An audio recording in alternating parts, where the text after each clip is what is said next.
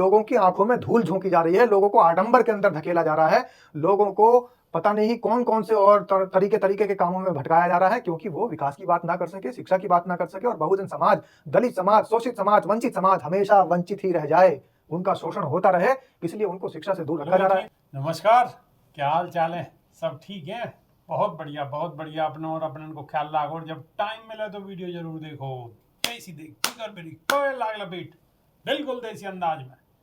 मैं विपिन बेबाक, मेरे साथ मेरे सहयोगी शादाब रिजवी। जय हिंद, जय भीम, सत श्री अकाल, आदाब। मेरा नाम है शादाब।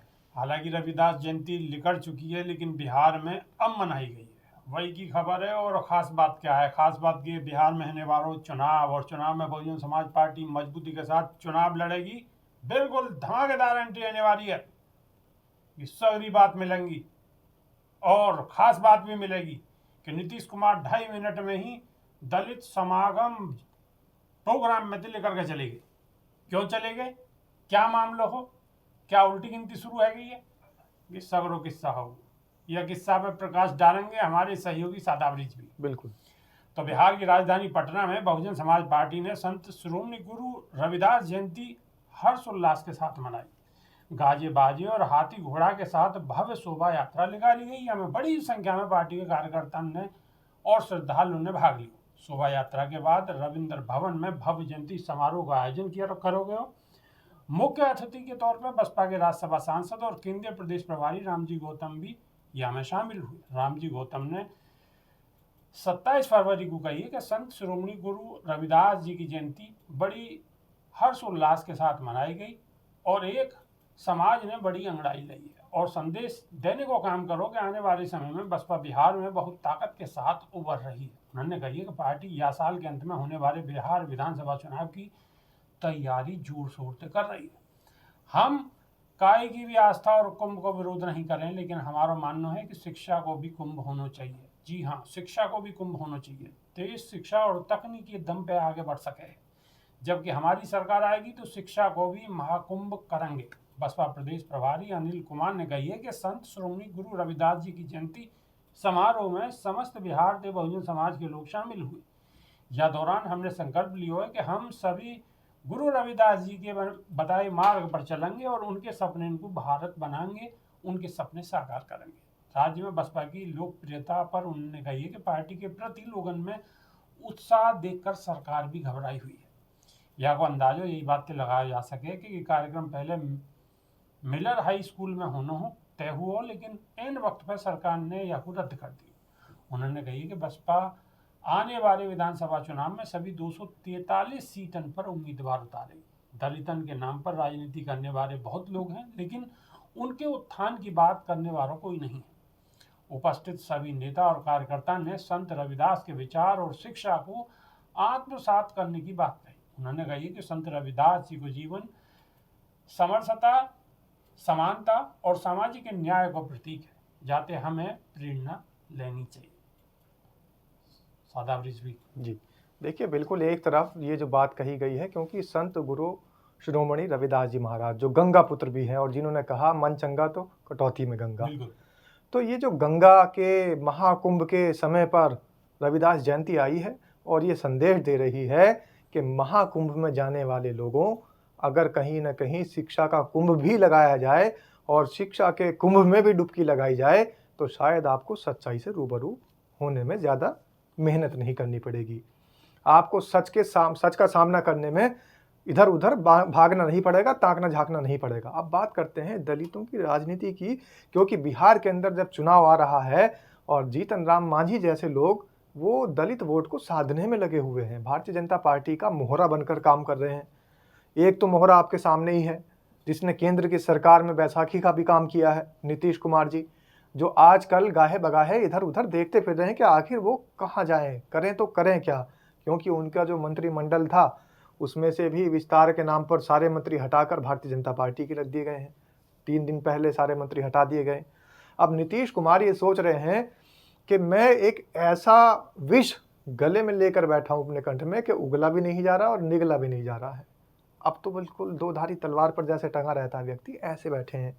तो नीतीश कुमार की उल्टी गिनती इसलिए शुरू हो चुकी है कि भारतीय जनता पार्टी के साथ जा रहे हैं, तो एक तरीके से उनकी पार्टी का विलय भाजपा में हो चुका है। अब ये वाला चुनाव आएगा, इसके बाद घोषणा भी हो जाएगी कि नीतीश कुमार की पार्टी भारतीय जनता पार्टी में विलय हो चुकी है, भाजपा का ही शासन है। दूसरी चीज़ ये है कि अगर वो दलितों के बीच में जाएं, दलितों का वोट मांगने जाएं तो किस मुंह से जाएं, क्योंकि बहुजन समाज आज भी वहाँ पर विकास के नाम पर बेचारा रो रहा है, बिलख रहा है। और दलितों का, बहुजन समाज का ये हाल है कि बिहार के अंदर अगर आप दलितों की बस्तियों में, मलिन बस्तियों में, SC ST OBC माइनॉरिटी की बस्तियों में जाएंगे तो वहाँ पर नाक ढककर आपको जाना पड़ेगा। ये हाल बिहार का है, सड़कें नहीं है, पगडंडियों से जाना पड़ रहा है। तो ऐसा कैसा बिहार? बिहार की भी बात कर लो। बिल्कुल, तो ये बिहार है, और वही बिहार जहाँ से महात्मा गौतम बुद्ध को, महात्मा गौतम बुद्ध जो पूरे विश्व के महात्मा माने जाते हैं, उन महात्मा गौतम बुद्ध को दीक्षा मिली, जहाँ से धम्म ज्योति स्टार्ट हुई। वहाँ का जो महाबोधि मंदिर है, जो महागौतम बुद्ध का, महात्मा गौतम बुद्ध का जो पवन स्थली है, उस पर भी घमासान मचा हुआ है। और सरकार क्या कर रही है? सरकार वहां पर बैठे हुए बौद्ध भिक्षुओं पर लाठी बरसा रही है, उनको गायब करने का काम कर रही है। 11 से ज्यादा लोग, अभी तक 1 दर्जन से ज्यादा लोग गायब हो चुके हैं, जो अपने महात्मा गौतम बुद्ध की पवन स्थली के लिए वहां बैठे हैं, अपने प्राणों की आहुति देने के लिए तैयार हैं। इस सरकार ने ये साबित कर दिखा दिया उन बौद्ध भिक्षुओं को गायब करके कि ये निरंकुश सरकार है और ये बहुजन विरोधी सरकार है, ये महात्मा गौतम बुद्ध की विरोधी सरकार है, ये अंबेडकर, बाबा साहेब भीमराव अंबेडकर की विरोध की सरकार है। ये सारी चीज़ें जाहिर कर रही हैं कि ये नीतीश कुमार की सरकार किस तरीके से बौद्ध भिक्षुओं के साथ काम कर रही है, बौद्ध भिक्षुओं को पकड़ पकड़ कर उनको गायब कर रही है। और केंद्र सरकार नियुक्ति नहीं करवा रही आयोग। दूसरी बात, जो अनुसूचित आयोग, बहुत अच्छी बात याद दिलाई विभाग जी ने, अनुसूचित आयोग, उसके अंदर जो पद हैं वो बिल्कुल रिक्त पड़े हुए हैं। तो रिक्त क्यों पड़े हैं? क्योंकि उन पर अगर किसी को आसीन किया जाएगा, उन पर अगर किसी की नियुक्ति होगी तो बहुजन समाज के लोग होंगे, और बहुजन समाज का व्यक्ति जब किसी भी आयोग में नियुक्त होगा तो वो बहुजन समाज के लिए काम करेगा, उनके उत्थान के लिए काम करेगा, इसलिए वो पद रिक्त डले हुए हैं। और जो अनुसूचित आयोग है वो सिर्फ मात्र एक दिखावा बनकर रह गया है, ये सरकार है। दूसरी बात जो कही है कि महाकुंभ में हम आस्था को किसी की ठेस नहीं पहुंचाना चाहते, लेकिन अगर शिक्षा का महाकुंभ होता तो शास्त्र भी लोग पढ़ते, शास्त्र पढ़ते तो उसके अंदर गरुड़ पुराण भी पढ़ते, और गरुड़ पुराण पढ़ते तो उसके अंदर ये भी आता कि जो महाकुंभ के अंदर डुबकी लगाने के लिए गए हैं वो अगर अपने केस नहीं मुंडवा रहे तो स्नान अधूरा है।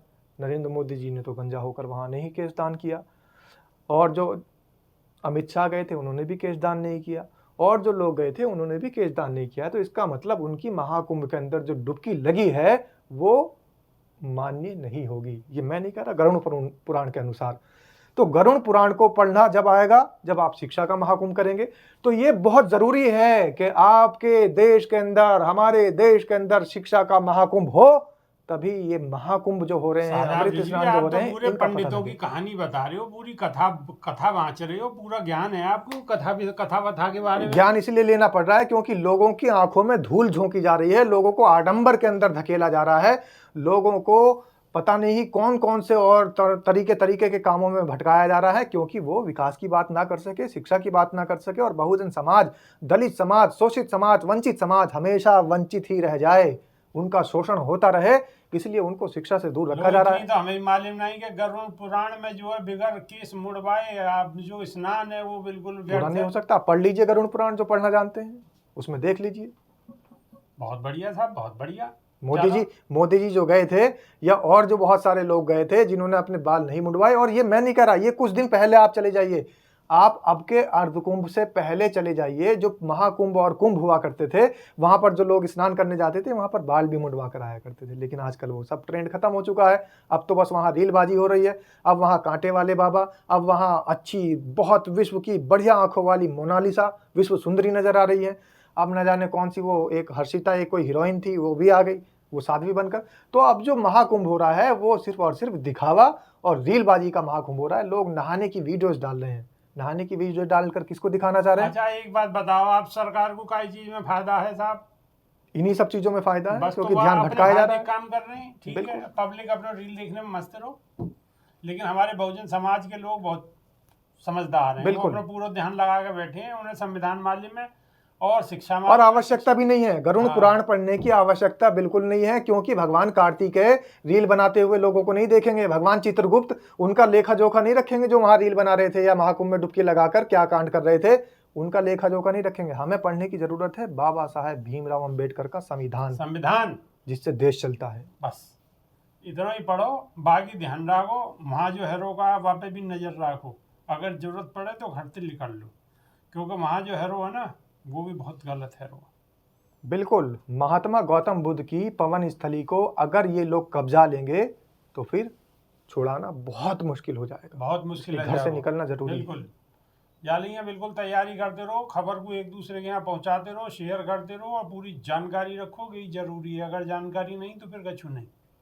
बाकी तो आप समझदार हो, सारी बात समझ गए होगे। देसी देख बिगड़ बिरेग और बगैर लाग लपेट, बिल्कुल देसी अंदाज में। बहुत बहुत धन्यवाद, नमस्कार। जय भीम, जय संविधान।